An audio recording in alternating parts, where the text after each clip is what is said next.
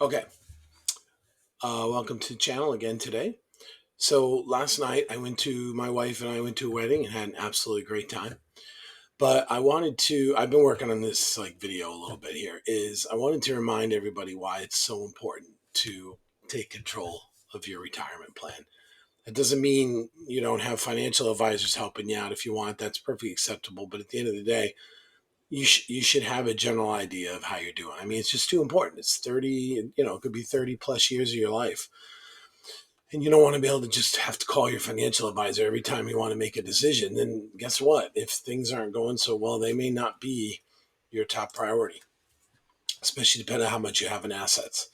So I just got thinking about the complexities of retirement and how there's just almost no way you can just do this in your head or lay out a spreadsheet. There's just so much going on. So I wanted to kind of lay it out, and I use Draw.io to do that kind of stuff.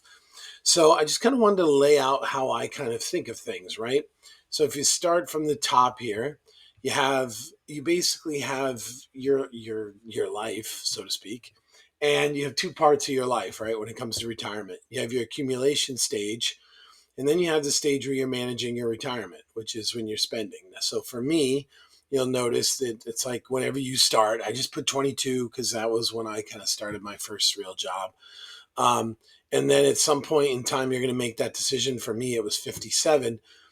So during from 22 to 57, or from 22 to that point where you decide to retire, it's basically just managing your life, right?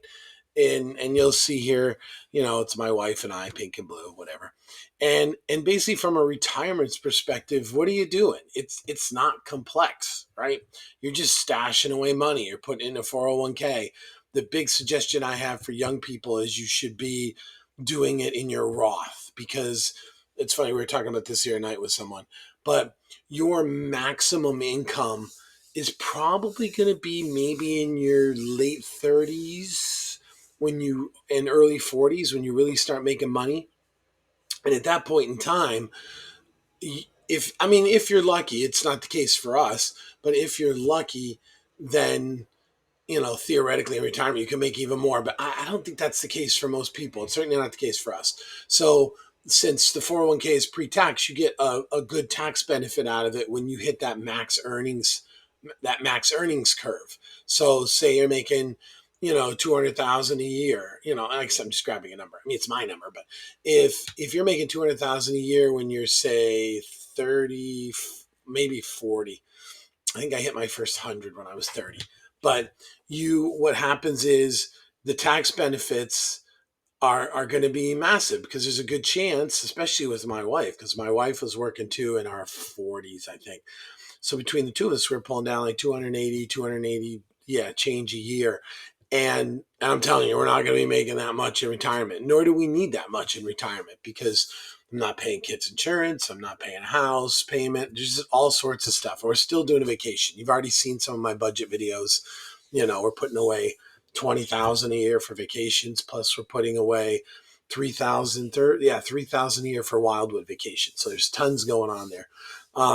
But my point is, when you're younger, you should be going Roth, because the tax benefits aren't that great, right? Because those are taxed. So there is a great chance when you're only, let's say you're 27 or something like that. Say you're making 80 grand a year. There is almost a certain chance you're going to be making more than that when you retire. So in those early years, you should be getting you should take the tax hit, because the potential growth is so much better and you won't be taxed on it later. So, you're kind of making those decisions, right? And that's what I got going on here in the box, right? You're putting money in your 401k. You're putting money in a Roth. Like I said, for young people, you should be going Roth. And then you're just putting in like money market and checking accounts, stuff like that. It's kind of relatively simple. I mean, I have the sun and a little lightning here indicating like great days and stormy days. So they clearly impact your 401k. They impact your Roth, and kind of impact your money markets a little bit. Interest rates too. But generally, it doesn't matter that much. You just ride it out. I mean, I could do a video on don't take a loan. Don't take a loan unless you're going to lose your house or something like that. So these early years of accumulation are pretty easy, right? So I've got accumulation here, and I got the other years are managing retirement. Now, what are things that you have that cross those time periods? So I use Right Capital. So a few years before, in my accumulation stage, a few years before retirement, I was using Right Capital. It's just the software I'm going to use throughout my channel to demonstrate how I manage retirement. Bolden is another piece of software I used, and you can use that pre-retirement and post-retirement. Right Capital is awesome for post-retirement. And obviously, clearly, you can get a financial advisor. You're probably going to have an accountant. I always did all my own taxes because it wasn't crazy. I mean, my life's been relatively simple. I just plowed all in my 401k, which, like I said, I did put some money in Roth at one point when I kind of discovered how I could do backdoor Roths, which is, I don't know, you should call if you're younger, you should definitely call whoever you have your 401k with and see if they can do the backdoor Roth automatically, because they did. So for 3 years, I was able to stash some money in a backdoor Roth. So you can use all these things. This is during your entire life, essentially, from accumulation stage all the way through managing retirement. So like I said, accumulation stage is pretty straightforward. Things don't rattle you that much outside of just life. I had 4 kids, so it was a little stressful for those 12, 13 years that Beth was at home, you know. But other than that, from a financial perspective, it isn't too crazy. Sports add up, colleges, things like that. But you just save for them, which is another thing. I guess I could have put another little box in here. I put a lot of money in 529s. They were nice too, because you get all the gains on the 529, and it makes it easy to write those college checks. However, the problem becomes when one of your kids doesn't go to college and you got all the money in your 529. You can roll some of that into a 401k for them if it's been in your 529 for like 10 years or something like that. So, but here's the thing. So let's look at managing retirement. That's this second area here. And now in a perfect ideal world, right, you'd have, and this is where some retirement planning goes on, which I totally disagree with. You have this linear ideal spending. So green, this top half is going to be spending, the bottom half is going to be your portfolio. So in an ideal world, right, your spending is absolutely predictable. That's this straight line here. There's no deviations. Life is perfect, and you've planned for every little thing. So we all know that's not true. And even like, well, this year we have 4 weddings we're attending. And so that's a fair amount, right, that you put away. Now I have a gift category that I double to kind of take care of this stuff. But I'm sure there's going to be a lot of stuff I can't predict. But you have all these things that are impacting your spending. So in reality, this is your spending.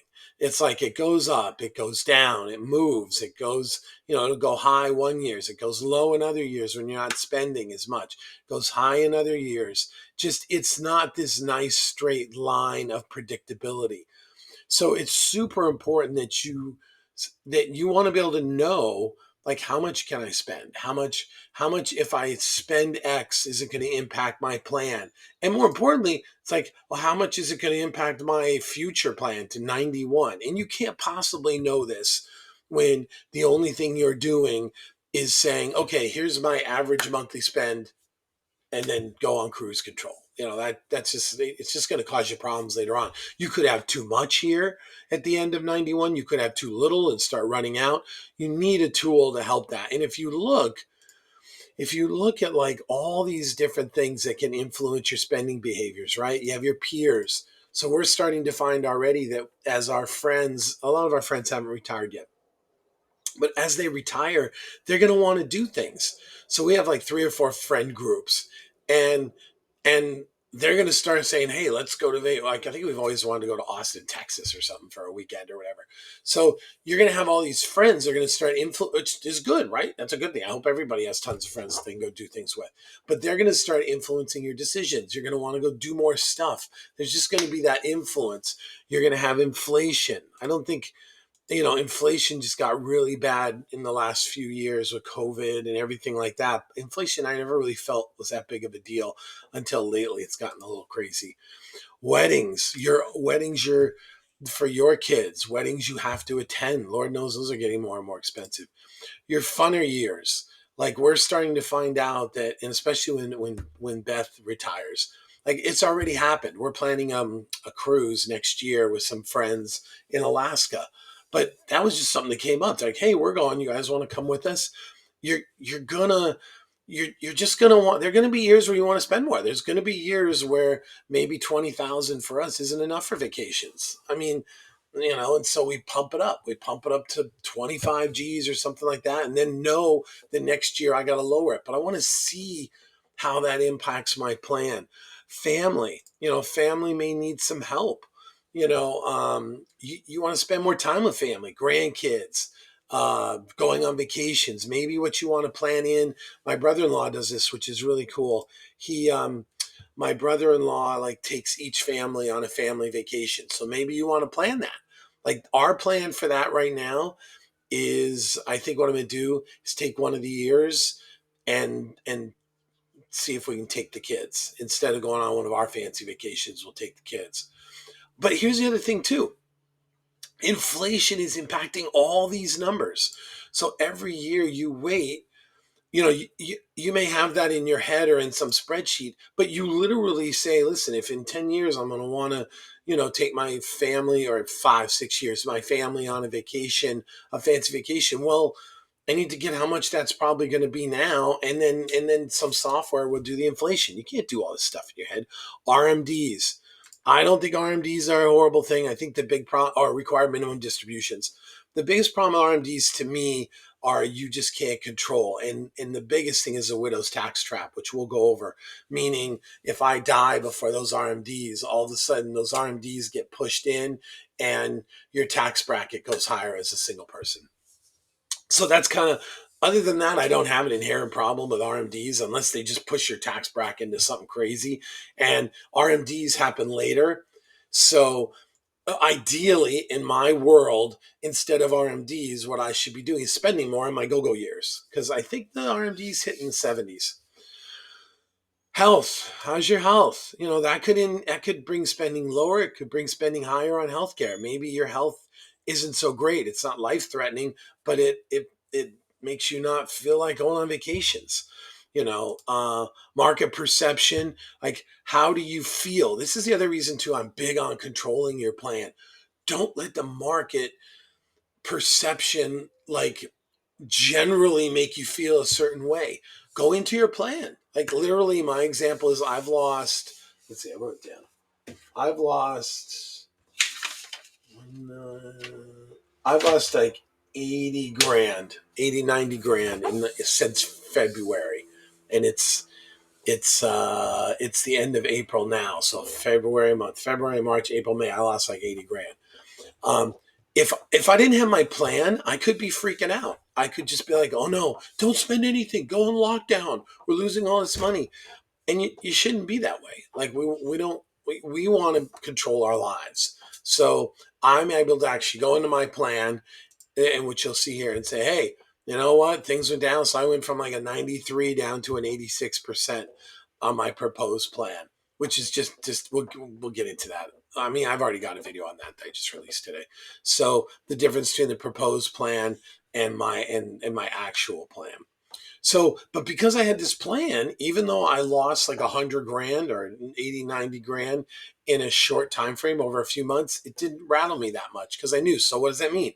I continue to spend. I let my life, I enjoy my life. That's really what this is all about, right? Having a plan so that you can enjoy your life to the maximum.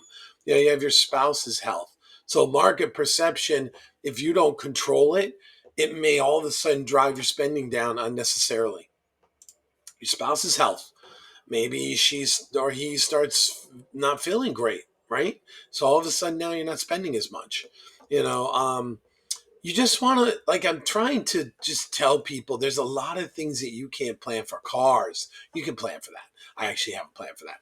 But cars, repairs, there's just things that you, I don't think just one simple little spreadsheet with, well, this is about what I spend on a month is good enough, because it's not, when these weird things happen, you're going to have no idea how it impacts your plan long term. Okay, and then of course you have taxes. The sad part is taxes is probably more like that. Taxes are influencing your plan. So how do you do that? How in the world do you do that? Like if you don't have a piece of software that is handling your taxes, and like I said, I use Right Capital. So Right Capital figures out when you go to cash flows and then you go to summary, you'll see it actually calculates your taxes for you. And I'm pretty excited, even though, oh, I know, is I'm excited to see if the Trump tax cuts stay put. Even though the funny thing is, if you look at this, I guess our tax bracket isn't really high. So, because just Beth's working. You would think that this would go up substantially because the Trump tax brackets expire this year. But it doesn't look like it goes up that much, maybe $1,000. So you got taxes. How do you take care of taxes in your plan? How do you even know the impact of an inheritance on this plan? How do you know an impact of if you want to give an inheritance? How do you plan for that? I just don't think. I mean, I harp on this, but it's not to give people and make them feel guilty. It's to give you control of your life so you can spend the most that you can. And then you have like your portfolio returns, right? I mean, you could look at this line as returns. I mean, I love to think the returns are always getting better. I guess you could always think of this as a balance too. If it's a balance, then the balance is probably actually going down because you're spending. That's the other thing. I believe you should be able to spend down your principal. The goal is to hit your age. And I have several friends that have parents, they're basically living on Social Security. By the time you hit this age, your 90s, you're you're not like raw raw. Now there's a few. There's this one woman that is my sister-in-law's friend. She's amazing. I think she's like 89. She's still going on cruises and stuff. But I think that's the exception. I think most people want to spend time with grandkids. They want to slow it down. So it's okay to spend principal. But look at all the things that can impact your portfolio returns. And in turn, if you don't have a plan, you're going to let your emotions drive this. So you're going to let the returns of the market drive how you spend, because if you can't look at a piece of software, and like I said, my sanity check generally for my head is all go into retirement cash flows accounts, and all things being equal, if I get the 5% return, then you just kind of look and go, well, in today's world, my account balances, if we hit an average of 5%, always stay really really good. So that frees me up to spend. And if I start seeing these go way down, then I'm going to know. And granted, if they're going down, that also means that my percent of success is also going down. Let's take a look. Yeah, that these numbers should be going down too. But that's a sanity check, right?